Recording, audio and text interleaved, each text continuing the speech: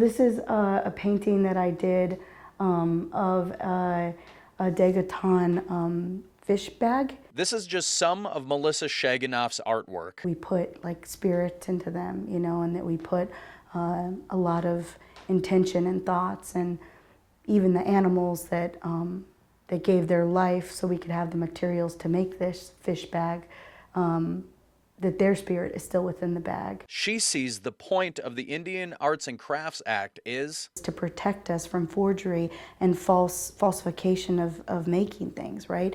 And opening the door by allowing this loophole, you know, within is basically going to subvert the whole thing. It's going against its own purpose, right? It's going to have devastating effects on our future as artists and as makers. The Interior Department says modernizes the Indian Arts and Crafts Act's regulations to expand the definition of Indian product, allow for non-Indian labor to work on Indian products in certain situations, and use a new certification trademark to certify that an item is an Indian product. Many say these proposed changes will create a situation where Native American and Alaska Native items could be mass-produced by people who are not Native. Creating a market in which you're competing, you know, with non-Native makers, you know, for the thing that is specifically related to you and part of your culture,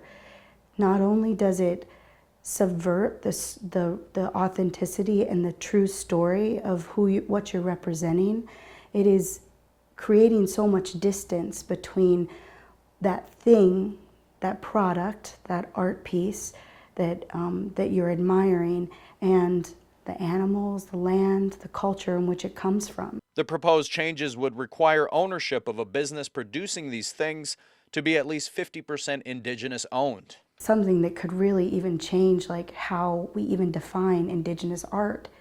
Indigenous art needs to be protected. These changes are incredibly important. Heather Dawn Thompson, the Interior Department's acting Deputy Assistant Secretary for Indian Affairs, says the proposed changes add more protections for what she calls one of the Native culture's most important economies. And we have large swaths of Native artisans and craftsmen that are left behind that are completely not covered by these protections.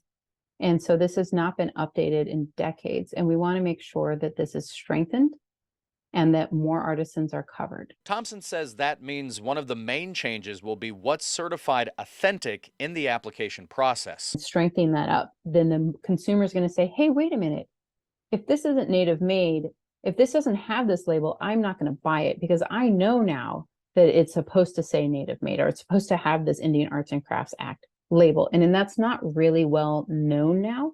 So by making it more well known, we are hoping to strengthen that brand, strengthen that label, and protect artisans more like her when consumers make that purchase. But back where that art is made, Shaganoff says if changes happen at all, she wants more specific protections. Natizagaснелюth, which means you put your thoughts into what you're making.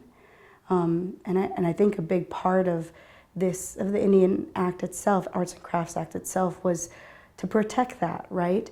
To protect the parts of our culture in which we are able to make art